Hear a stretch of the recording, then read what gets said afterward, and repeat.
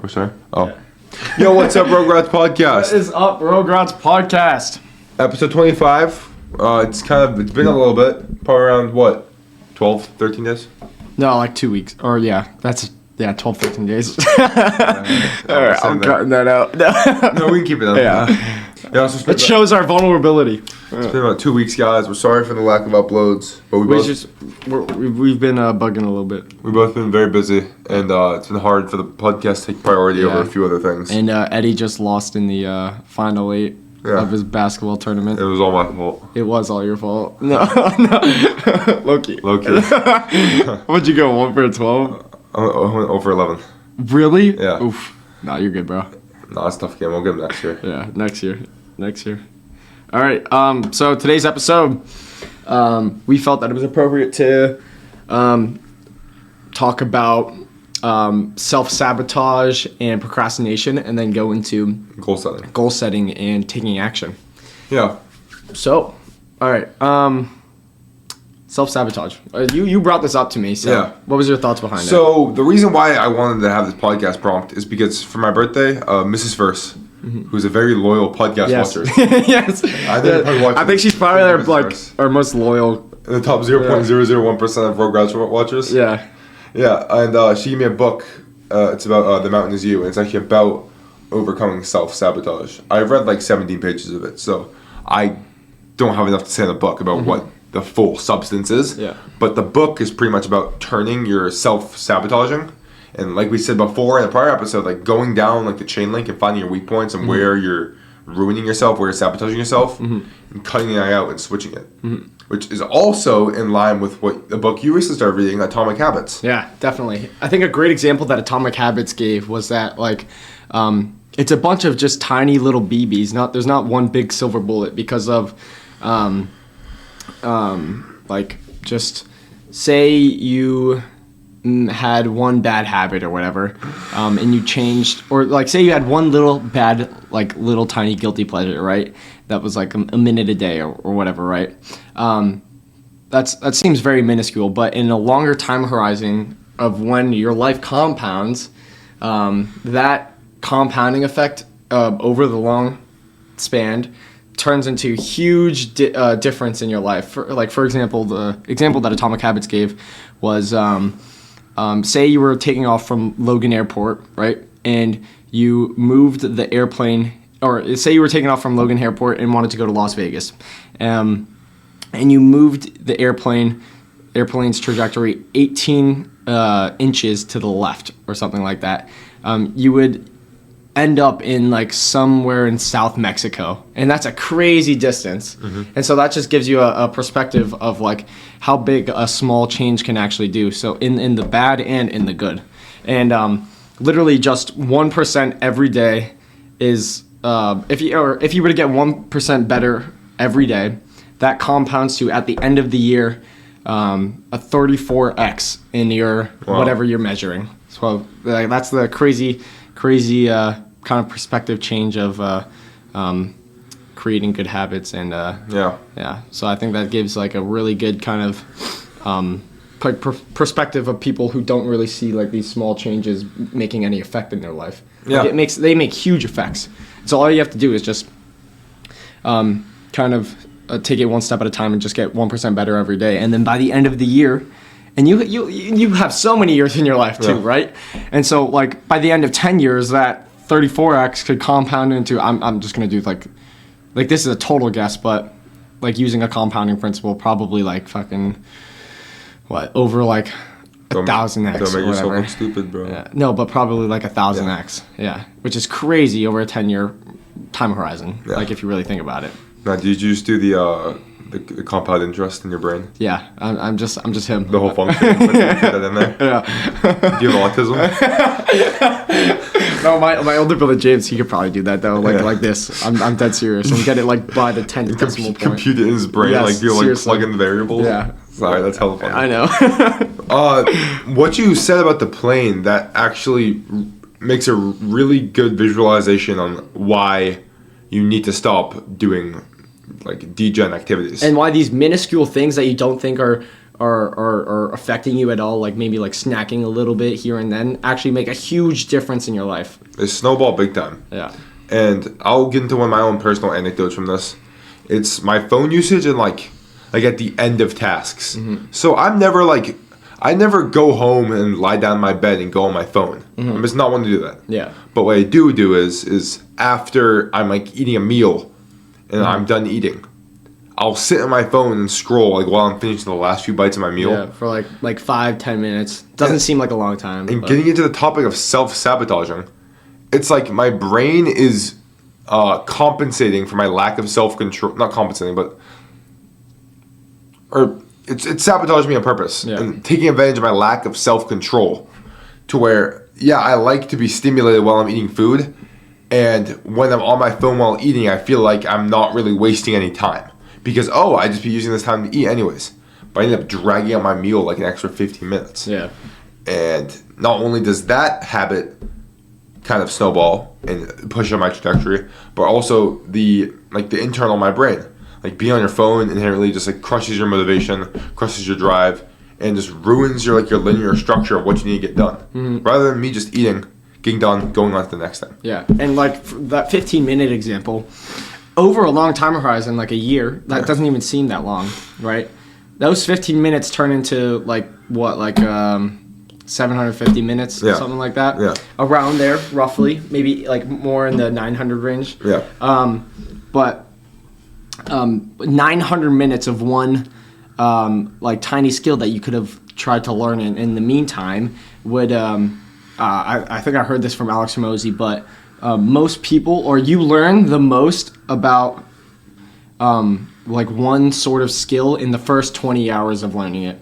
And in that first 20 hours, if you complete that first 20 hours, you become in the 90th percentile in the entire world of that skill. So just think about it like that. If you were to put those 900 minutes that you did looking at your phone while you were eating, dragging out your meal, you could have learned a skill and been at the top 90th percentile. And been a master. And also maybe have used that skill congruent with another skill and might have found something else or whatever. You know what I mean? Or leverage it to make some money. Yeah, exactly. Yeah, that reminds me of something I was talking about in my physics class. I don't know why we're talking about my physics class, but... What, leverage? No, we're not talking about leverage, but we're talking about how when a runner, when they get to a certain point, getting milliseconds off their time is so significant.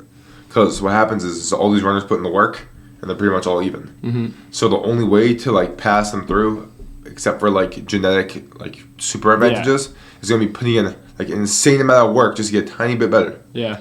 And it's like how you'll exponentially gain slower progress depending on how advanced you're getting in something. Yeah. In weightlifting, you start weightlifting the first 2 years, you get newbie you get jacked really fast. For the next probably 10 years you lift, you probably get put on the same amount of muscle in those 10 years that you did in those first 2 years. Or like you said, with the 20 hours of working, you get so much stuff in that first 20 hours. And after that, you're almost just fine-tuning, learning little things that can help you and propel you forward. Yeah, a good example to give is you learn so much in the first 10, in your first ever 10 sets of doing squats or whatever, than the 10,000th to your 20,000th rep of squats, right? It's that marginal difference is what makes it so large. I think that's why people quit so easily too. It's because those first 10 sets are so much more difficult. Yeah. And there's so much more mental tax and figuring out what you're doing that they're not willing to push through and get to that area when they're so comfortable. Yeah. I call that the valley of despair, because usually in all compounding events, if you look at a compounding graph, it starts off really small with no change, and then at one point it starts to go up, and then you can see the compounding event. So it kind of goes like this. It's very, very, very minimal. And this is what I call the valley of despair, where people spend so much time and energy and they don't see any result and feel that this isn't the opportunity for them, and then they hop onto the next opportunity and then stay in the valley of despair and that next opportunity and hop over to the next one, the next one, the next one. But you just need to see it through and trust yourself that this is what every single compounding vehicle looks like, right? This is what every single compounding graph looks like. It's very minuscule, and then after a long time goes up. And you'll see that in the compounding. By every day it'll go up so much more bigger than relative to the Yeah. And as corny and cliche as it sounds, I mean, everyone's like, "Oh, consistency is key. You gotta be consistent." Like I always see that shit on social media. I'm like, these guys are like, like obviously I preach some of that shit too, but I'm like, this guy's looking fucking corny. But from when you just said it's like mathematically proven that consistency will get you where you want to go. Exactly. Because if you gain 1% from being at fucking a low-ass number versus 1% of a giant number. Yeah.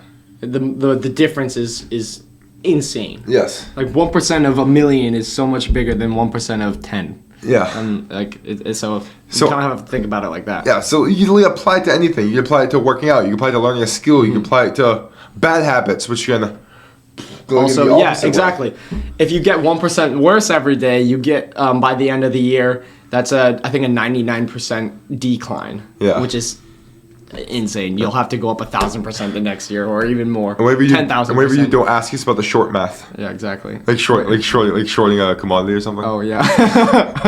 No, I still don't understand. I don't either. I think it's like based on like half-lives and shit. Maybe I have no idea. I think that'd be an easy way to calculate it. But when I thought of consistency, all I thought about is when you are first getting into trading, like trading stocks, trading anything. They always say, "Oh, use like 10% of your account or 5% of your account, risk this much, take this much profit, and just be consistent. Take this amount of trades, and like don't like fucking like swing for the fences. Just keep taking consistent profits." At first it'll be slow, but eventually you'll start building up even more and more money. And that's that. You know what's interesting that I found is that whenever I see people on social media that are kind of like get rich quick type of people, where they have gotten rich, but it's like in a quick way, like through crypto or whatever, I don't really trust what they say. Yeah. Right. And like no one really does, because they know that underlying, they haven't really learned anything too valuable, because they haven't spent the time grinding to earn that compounding effect. Whereas if you listen to someone who has spent that time grinding and learning that all the skills and micro skills that you need to learn to be successful at the thing, has so much more profound stuff to say and actual useful stuff to say. And then also two, I trust them more because they've I don't know, they were just in the trenches, you know what I mean? And so I think that's also a good frame switch for me, instead of trying to get rich quick, to take those little baby steps, because in the future I know that I want to be one of those people that have gone in the trenches and actually want people to listen to what I'm saying. You know what I mean? Would you say that was a big driver on why you stepped away from trading and stepped into like entrepreneurship and starting your own business? 100%. Because also the value providing that I'm providing to the world, I want to actually provide real value to the world, instead of kind of just liquidity to the markets. You know what I mean? Yeah. Like in a word from our sponsor, if you struggle sleeping, you snore, your spouse snores, etc. You want to make your workouts better? You want to look a little weird? Purchase or check out Sport Sleep Tape. It has helped me immensely with my quality of sleep, helped me immensely with my sports performance, and overall is an amazing investment in your health. Use code ROGUE15 for 15% off at checkout, and we hope you guys enjoy. I heard this quote from, I think it was the guy who founded Uber. I forget what his name is, but he said, to create an actual successful business, literally just find or create a business around 100 people that absolutely love your product and would die for your product, and provide actual value, and then you will figure out what it is to actually provide, or how it works to actually provide value, and then you can scale it up on a larger scale, and then through providing actual value, make the world a better place and make a lot more money also. Because obviously money is a motivator, and the number one way to, I think 90% of billionaires have created their wealth through private equity, which is business. I mean, yeah, it's investing, but it's not trading. It's business and actually providing value. Yeah. So, yeah. Speaking on what we said about what were we talking about? What's the growth model called again that we're talking about? Compounding? Yeah, on compounding. I think there's another variable that you kind of earn. It's just like confidence in your abilities. Oh yeah, definitely. Like the conviction behind what people say when they have also gone in the trenches is so much more and so much more believable than someone who hasn't. You know what I mean? And I can see this from past 3 years when we did the deck competition. It's pretty much just like a business role play thing. I can even see, even though I haven't even practiced that much, just me having the exposure to the different role plays, not only have I gotten more skilled, which I don't even think I got more skilled. I obviously learned a few more things outside of that business related, but I think it's more that the fact that I've done it multiple times has built my confidence so I can perform to my maximum capacity. Because without that confidence, I'd kind of be leaving some stuff on the table, not really giving it my all. Yeah, well, confidence is also domain specific, meaning like, say if someone was going to public speak and they haven't public spoke before in front of a crowd, right? But they practice 10,000 times by themselves in their room, and they step out on the crowd, they probably will still stutter and like be scared and be not confident, even though they've done it and performed it to themselves 10,000 times. It's because they're in a different domain. They're in front of tens of thousands of people instead of not in front of anyone, right? But versus the person who has spoken in front of 10,000 people but hasn't prepared for the speech will probably speak much better than the other person. It's because confidence is domain specific. And in the DECA example that you gave, you had the confidence at the end or during your senior year, during this year, because you were in the same domain as last year, junior year, and sophomore year. Yeah. Because you had gone to the events and know what it's like and like know how the structure is and like are familiar with the surroundings and stuff like that. So yeah, it's another thing. Confidence is domain specific. So and maintaining the topic of confidence. Sometimes people will be upset. Like I wasn't born with confidence. I'm not confident. How do I become confident? Babies weren't confident. I wish I was just confident.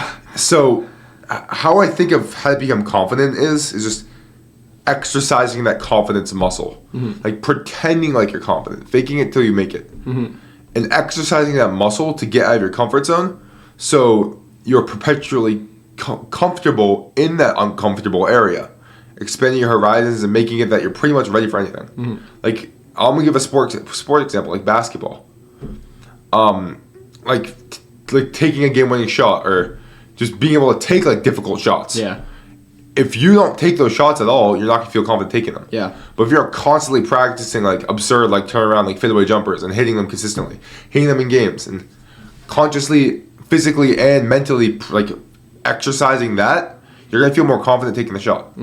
There's actually, I saw an Andrew Huberman podcast about, there's this new kind of part in the brain that scientists are looking at. It's called like I'm gonna butcher it, like the something circumference or whatever, like something like that. Wait, I don't know what you're talking about. Yeah, it's your like. Was it an episode with a chick? I don't know, but it's your like kind of willingness to do difficult stuff muscle in the brain, where it actually, if you do difficult things that you don't want to do, that muscle gets bigger. Oh yeah, I know exactly what you're talking about. In your brain, and if you don't, it gets smaller. And so that kind of just shows how also momentum in situations like this and building that momentum of being able to do difficult things, you'll be able to, that muscle will get bigger and you'll be able to do more and more and more difficult things and have more and more confidence towards those difficult things. And that's also shown because of that muscle. It gets bigger and bigger and bigger. And also if you stagnate and don't do anything, don't do any difficult things, it gets smaller and smaller and smaller. And so I think that's a great representation of, or example of momentum in the space of doing difficult things, and how doing difficult things, getting out of your comfort zone, is actually super good for you, so that you build that muscle of getting out of your comfort zone, so you'll be able to conquer and look towards more and more difficult things, and also be more comfortable with the previous difficult things that you thought were difficult. I think that muscle probably also is like a short-term almost working to it. To where if you do like difficult shit during the day, you're going to be able to just stay on that path, continue doing the shit you want to, continue staying disciplined for the rest of the day and not slipping up, and it's vice versa. I definitely think so, because I noticed that in myself. Like if I wake up at like the time that I wanted to wake up, right, and I immediately get out of my bed, go take a cold shower, and like that's it. I want to conquer the rest of the day and only do productive stuff for the rest of the day. And on the flip side, if I sleep in, right, I'm gonna wake up groggy. I'm gonna be like, oh, I didn't wake up on time. And I'm going to go throughout my day, probably on my phone, much more than I wanted to, and just go through the day and kind of see the day pass, you know what I mean? Yeah. Instead of conquer the day. So, getting back into there's a theory of constraints that's a chain, and then there should also be there should be positive chains that you build, and not only looking at the bad things you do. Mm-hmm. Like every single day, you should be almost like linking one good task to the next good task, and letting them streamline into each other, and letting that momentum carry you through the day. Mm-hmm. One of the best things that I like to do, like I'm gonna give the working out example, is that I got this from Alex Ramosi, where he writes everything that he does, literally everything that he does, and he does one thing better every single day, so that he also sees progress and also is on top of that getting 1% better or whatever percent better every single day. And it is shown, and I don't know if you guys know what he looks like, but his physique is fucking insane. Yeah. Like he is humongous. It's insane. But that's a great way to kind of see progress, is tracking every single little thing that you do, because the more things that you can track, the more things that you can see that you can get better on.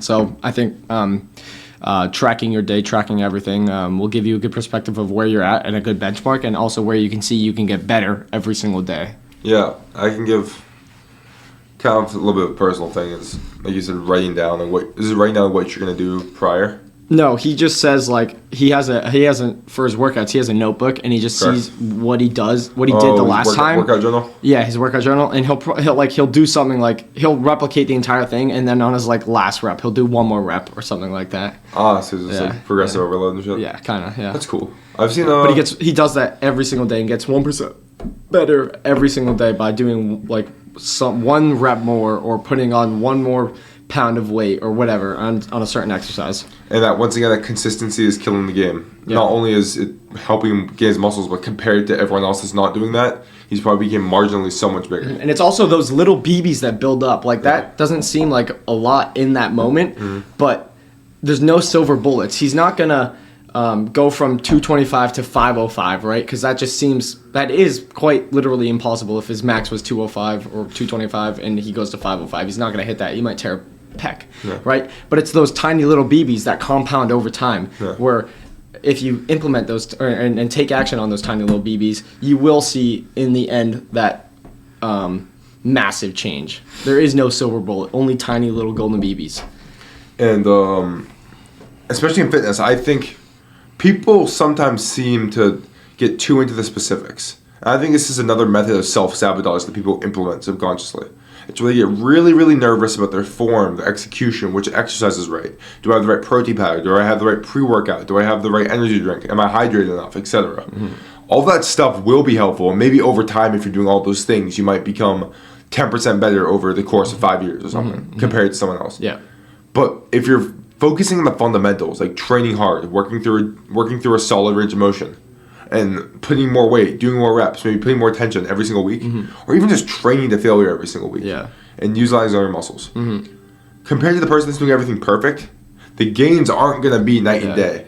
It might be a small difference. I don't know if you see like the optimal lifters and then the people that just put weight on the bar. The people that just put weight on the bar and like just look so much bigger than the so-and-so optimal lifters, right? I don't know if you've seen that.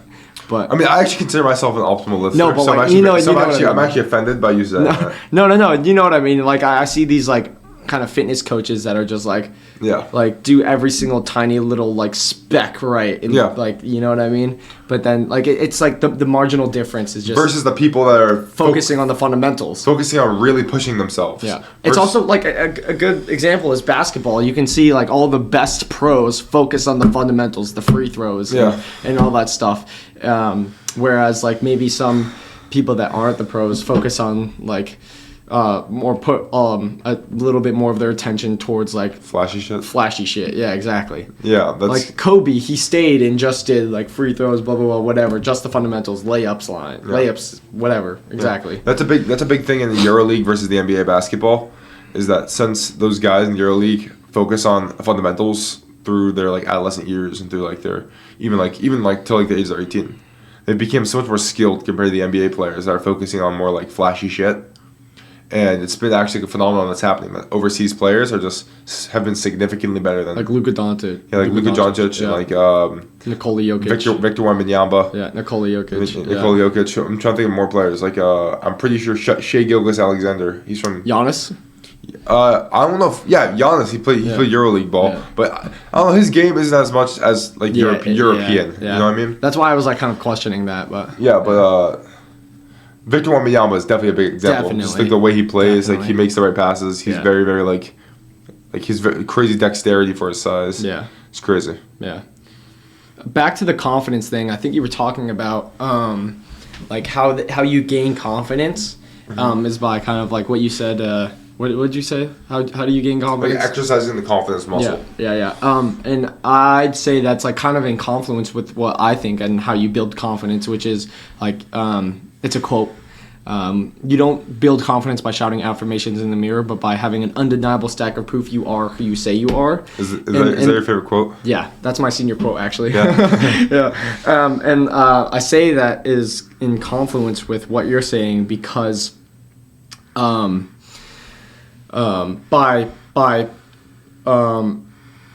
doing what you want to do or by like doing what you say you are, like at first you're gonna have to put yourself in an uncomfortable situation because if you want to make or build a new skill or do whatever, you're going to suck at first, right? Yeah. And so you have to have the kind of confidence in yourself that you will be good at one point because no one likes it when they suck at something, right? They just want to quit right there because they suck and move on to the things that they're good at, right?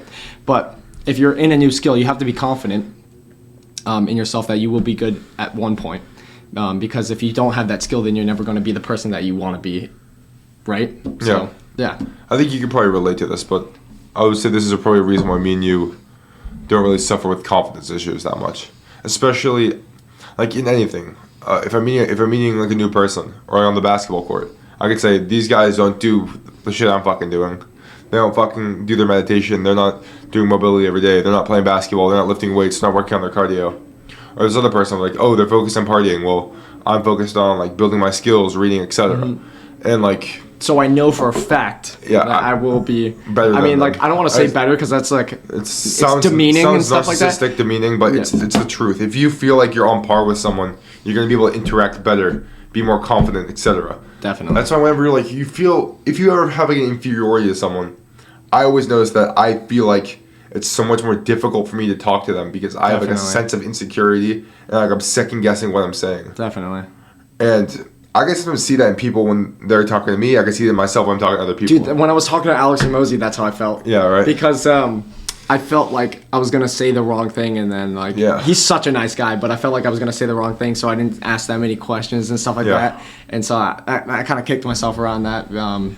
But that's a perfect example right there. I think that's why one of the biggest signs of confidence is being able to ask questions in a class when no one else is raising their hand. Yeah, definitely. When like, because the thing is, there's probably most people don't. If you don't know what's going on, you need to have confidence in yourself that, oh, I'm not just a fucking idiot. Maybe most likely other people in the class don't know what's going on. So you have the confidence to raise your hand. And I've been trying to utilize that a lot more. And it's made class more fun and made me more effective in those classes. Definitely. And going on with that, I think people aren't afraid of failure or don't strive towards things is because they're not afraid of failure, but it's because like failure itself. Like they're not like if you ask a question and you're the only person in that classroom, you're gonna ask it immediately because there's no one to witness you fail. Right? It's only you, and you're fine with you failing. But people don't strive towards things because they fear what the judgment of other people will perceive them as.